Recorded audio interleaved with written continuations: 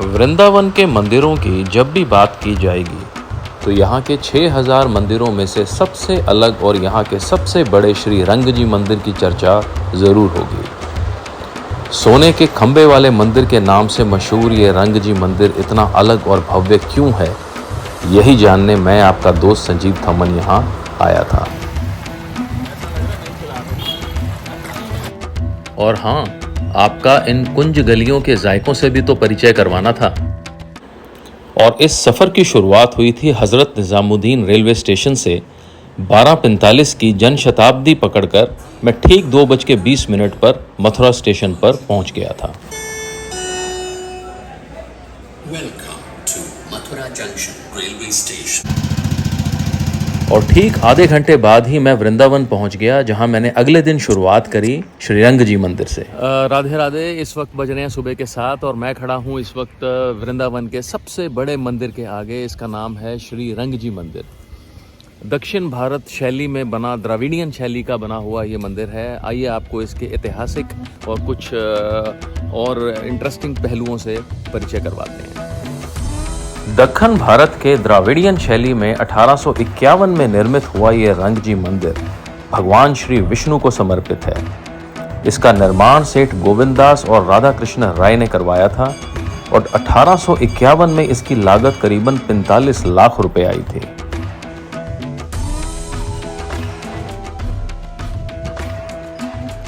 मंदिर में गैर हिंदुओं का प्रवेश पूर्णतः वर्जित है।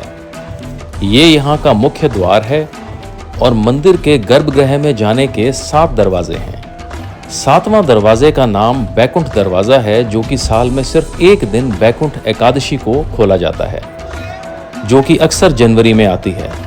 इस दिन सुबह 4 बजे मंगला आरती के लिए ये दरवाजा खुलता है और भगवान की 11 पालकी इस दरवाजे से प्रवेश करती हैं।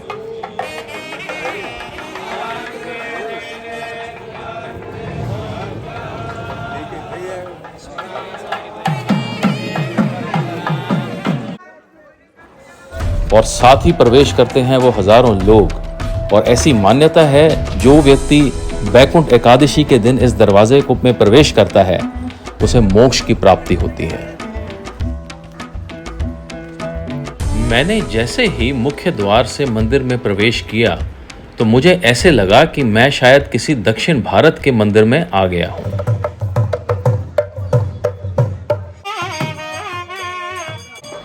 यहाँ के मुख्य पुजारी भी दक्षिण भारत के ही हैं और यहाँ के सारे धार्मिक कार्यक्रम भी दक्षिण भारत के ही तर्ज पर होते हैं। मुख्य द्वार के दाईं ओर ब्रह्मकुंड है, जहाँ पर रक्षाबंधन वाले दिन मगरमच्छ और हाथी की लड़ाई झांकी के रूप में दिखाई जाती है। कहते हैं विष्णु जी ने हाथी को क्रूर मगरमच्छ से यहाँ बचाया था। सरोवर के चारों तरफ सीढ़ियां बनी हुई हैं और जल इसका बिल्कुल निर्मल और सीढ़ियां बिल्कुल साफ सुथरी थी। मछलियां हैं इसमें? अच्छा।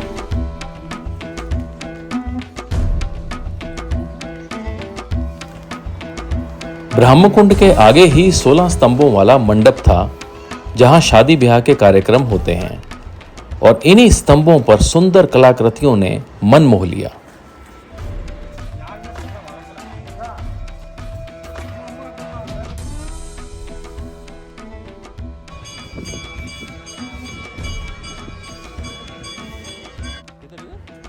मंडप के ठीक सामने ये है यहाँ का मुख्य मंदिर, जहाँ पे गर्भगृह भी है और इसको बोलते हैं राजगोपुरम।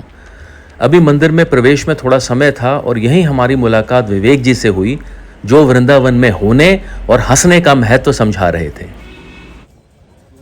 एक पेड़ वृंदावन लागा, डाल गई जगन्नाथ, और फूल से फूली द्वारका और फल लागे बद्रीनाथ। यहीं से चारों धाम निकले हैं। चारों धाम की यात्रा यहीं से आरंभ है, यहीं आके पूरी होती है। 4 धाम की ये जड़ कहलाती है वृंदावन। यहाँ ऐसा वृक्ष लगा है जिसकी डाली चारों धामों में जाती है। बोलो प्रेम से राधे राधे। ताली बजा के हंसना है, देने लेने में कंजूसी कर लेना, लेकिन हंसने में कंजूसी नहीं करना। जितना आनंद यहाँ लूट के ले जाओगे, सारी यात्रा में आनंद होता रहेगा और घर में प्रभु सारा जीवन आनंद में रखेंगे। जो वृंदावन में हंसे उसका घर बसे। बोलो प्रेम से राधे राधे। एक बार ताली बजाए के जोर से हंस दो। और दादा, बड़े बाबू, अरे चश्मा वाले बड़े बाबू, आपसे एक निवेदन है, ये चश्मा नहीं बचेगा आपका। ये माखन चोर की भूमि है, सारे चोर मिलेंगे। ये पंडा चल रहा है, इसको भी चोर समझ लेना। बाबा बंदर चोर है, चश्मा ले जाएगा, मोबाइल ले जाएगा। बोलो जमुना मैया की जय।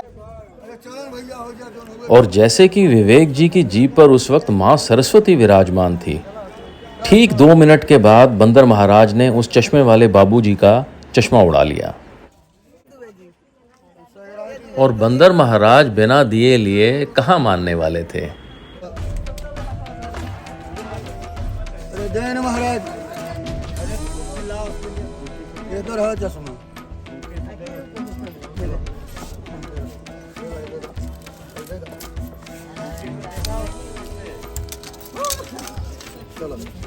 मिल गया चश्मा? ठीक है।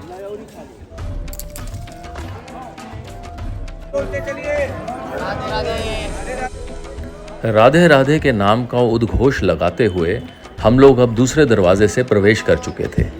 और दूसरे दरवाजे में प्रवेश करते ही वहाँ प्रांगण काफ़ी खुला हुआ मिला और यहीं पर गर्भगृह की परिक्रमा करने का भी प्रावधान है।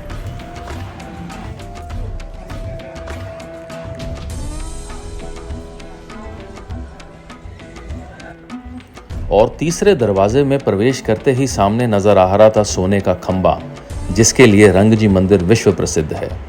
यह 50 फीट लंबा खंबा चंदन की लकड़ी का बना है। उसके ऊपर पहले तांबे का पतरा और फिर सोने का पतरा चढ़ा हुआ है और ये करीबन 12 मन का है और इसका नाम है गरुड़ स्तंभ।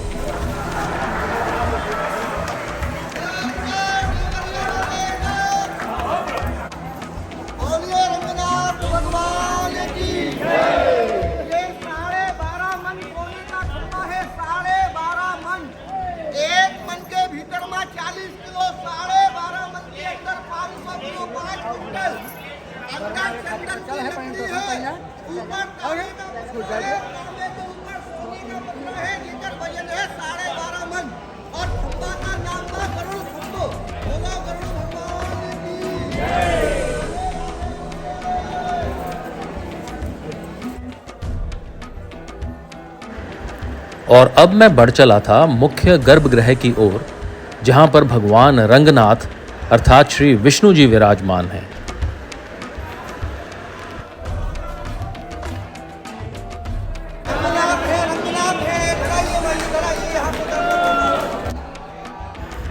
दोनों तरफ मंदिर के पुजारी खड़े हुए थे और मंत्रों उच्चारण हो रहा था। माहौल एकदम भक्तिमय हो चला था।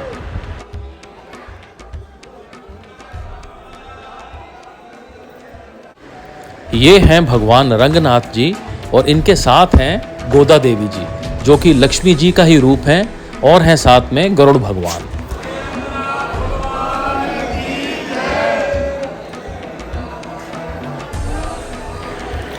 मंदिर की सीढ़ियों पर रंगोली जैसी कलाकृतियां काफी सुंदर लग रही थीं और यहाँ रंगनाथ जी के अलावा नरसिंह जी का मंदिर और राम दरबार भी विराजमान है।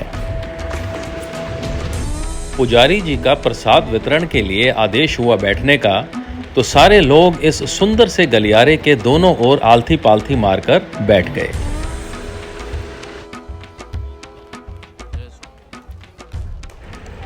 पीतल के बड़े से थाल में से पुजारी जी ने पहले हलवा और तुलसी का पत्ता और फिर चावल और दाल दिए और दोनों ही खाने में काफी स्वाद थे।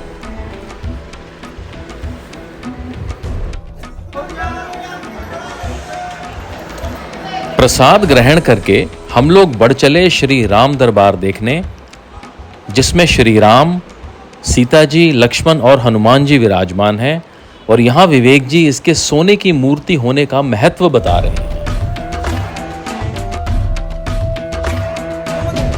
आगे सोने की मूर्ति है, चांदी का सिंहासन है। ये सोने वाली मूर्ति क्यों रखी है जगह जगह? जब मंदिर में मेला लगता है तो पालकी में बैठा के गांव में यात्रा में लेकर के जाते हैं चल विग्रह, और पीछे काले पत्थर की अचल विग्रह जो यही रहती है। ये राम दरबार का दर्शन है। राम लक्ष्मण जानकी और जय बोलो हनुमान की। बोलो राजा रामचंद्र भगवान की जय। ताली बजा के हंस दीजिए। और इधर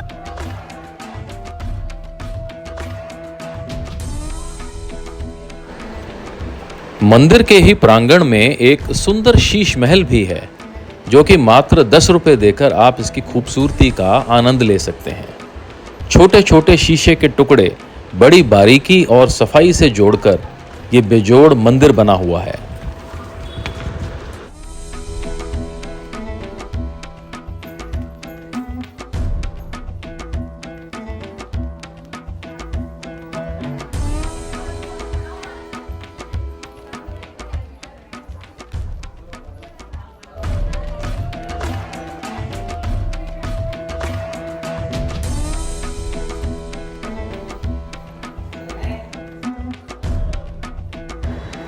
शीश महल से निकलते ही मुझे रंगनाथ जी के तरह तरह के वाहन देखने का मौका मिला और सबसे पहला इसमें था ये सोने का रथ। ये ब्रह्मोत्सव के अवसर पर निकाला जाता है मंदिर से बाहर और इसको कई लोगों द्वारा रस्सी से खींचा जाता है।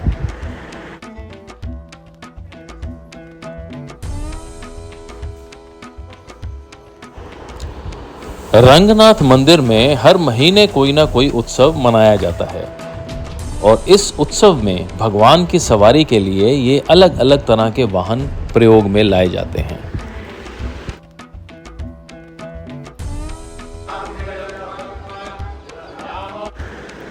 संध्या काल में मंगला आरती के बाद श्री रंग जी भगवान की पालकी निकलती है और परिक्रमा करी जाती है और ये सब पूरे वैदिक मंत्रोच्चारण से और पूरे विधि विधान से किया जाता है और इसमें करीबन 10 से 12 पुजारी सम्मिलित रहते हैं जो अपने मंत्रोच्चारण से वातावरण भक्तिमय कर देते हैं।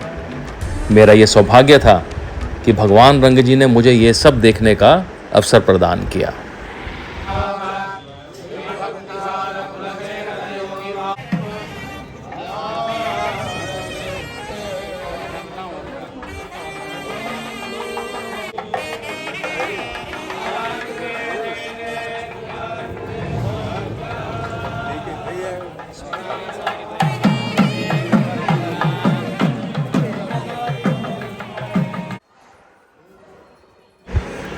रंग जी से दिल कुछ इस तरह लगा कि मन जाने का कर ही नहीं रहा था, लेकिन मंदिर के कपाट बंद होने वाले थे, इसलिए भगवान जी को फिर जल्दी बुलाने का आग्रह करते हुए मैंने विदा ली। मंदिर से जैसे ही बाहर निकला तो पंडित जी को खौलते तेल की कढ़ाई में सुंदर कलाकृति बनाते हुए देखा और साथ ही बन रही सुनहरी गर्मा गर्म कचौड़ियों की वजह से तो कदम वहीं ठिठक गए।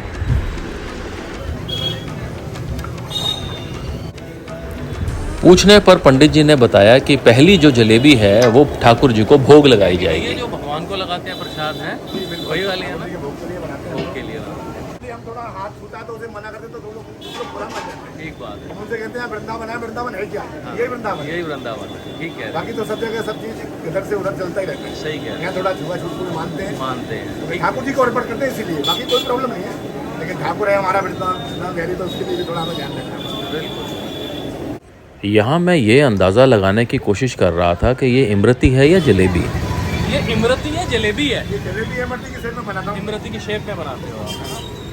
बाकी सब लड़ी वाली बनाते हैं, मैं केवल सिर्फ मेरे ही पास ऐसी बनती है, बाकी सारी जगह सिंपल ही बनाते हैं। ये मेरी पहचान है, आदमी मेरे यहाँ से मंगाएगा तो मेरे यहाँ से ही ले जानी पड़ेगी उसे। अच्छा। क्योंकि उसे बताया कि वहाँ पर ही मिलती है। मिलती है। चलो जी, आप एक यहाँ ब्रेकफास्ट करते हैं, फिर एक खाऊँगा प्लेट में। सरसों के तेल की बनती है? सरसों के तेल की बनती है, पहली चीज नहीं है ये। सरसों के तेल की है? हाँ, रिफाइंड वो लगाते हैं, हमारे यहाँ सरसों के तेल की बनती है। और दूसरे लोग क्या डालते हैं? वो रिफाइंड लगाते हैं। रिफाइंड लगाते हैं। हमारे यहाँ सरसों के तेल की मिलेगी। सरसों के तेल की मशहूर है हमारे यहाँ। इसे बोर्ड नहीं लगाया आपने कुछ, है ना? बोर्ड क्या, हमारे यहाँ सबसे बड़ी महारानी विराजमान है ऊपर। हाँ, ये तो है। बोर्ड है हमारा जगन्नाथ भैया की, उसमें सबसे छोटी दुकान सबसे बड़ी। बहुत बढ़िया।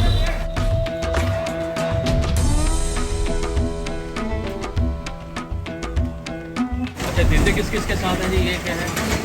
ये आलू का रसा बनता है, ये आलू का रसा है, ये कद्दू की सब्जी है, वो वाह, ये चटनी है, ठीक है, ये दही वाला घोल है। ये दही वाला घोल है। मिक्स देते हैं सारा, है ना। धन्यवाद।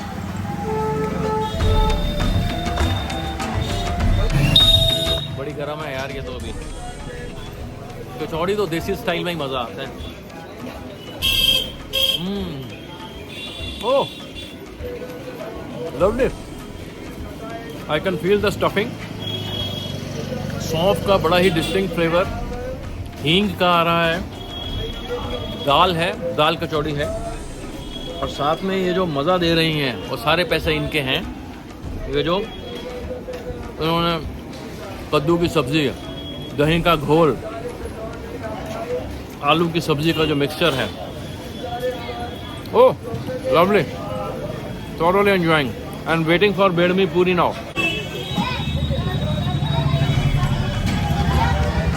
बेडमी पूरी लगा के कद्दू की सब्जी के साथ,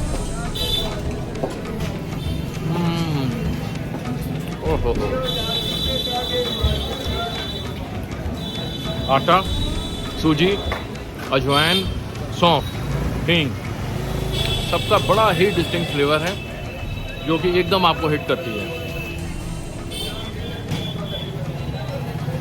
मज़ेदार यार।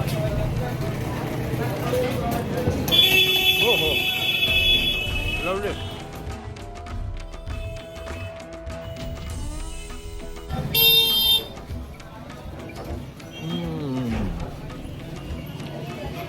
खास बात इसकी ये है कि है तो ये जलेबी, लेकिन है ये इमरती की शेप में, बहुत ही उम्दा। का टेक्सचर, कलर, रस ही रस भरा हुआ। हा हा। वृंदावन के प्रसाद है ये, कान्हा का प्यार। ओहो लवली। कचौड़ी, बेडमी पूरी और जलेबी के बाद अब बारी थी यहाँ की स्पेशल लस्सी की।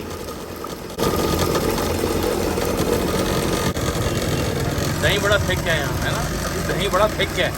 हाँ, दही तो मेन तो दही है, दही दूध है, और क्या है जो प्योरिटी है आज की, जो वृंदावन में दही दूध का ही है। इसलिए बोलते हैं वृंदावन में आना है दही दूध का खाना है, दही दूध का खाना है। ठीक बात है।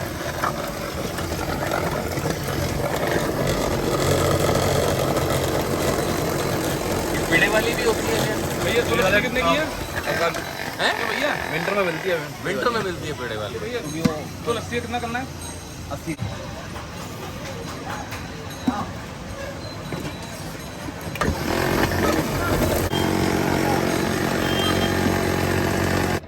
लस्सी में मधानी के गोल गोल घूमने से झाग ऊपर और चांदी जैसी बूंदें बाहर आ रही थीं।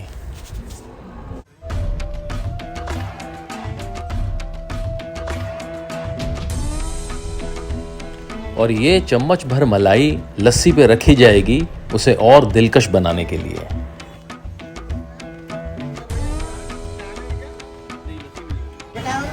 ये क्या है? ये रूअफ़ज़ा है, मूवी मथुरा का बना हुआ है, गुजराती बुले वाले का। ठीक है। और ये गुलाब केसर का पानी है। गुलाब का पानी, गुलाब केसर का पानी, गुलाब केसर का पानी, गुलाब जल होता है, गुलाब जल में केसर भी होता है। ठीक है। ये आ गई हमारी लस्सी। इतनी गाढ़ी लस्सी और कुल्हड़ की सौंधी सौंधी मिट्टी की महक, वाह। कह रहे हैं पियोगे लस्सी जियोगे 80।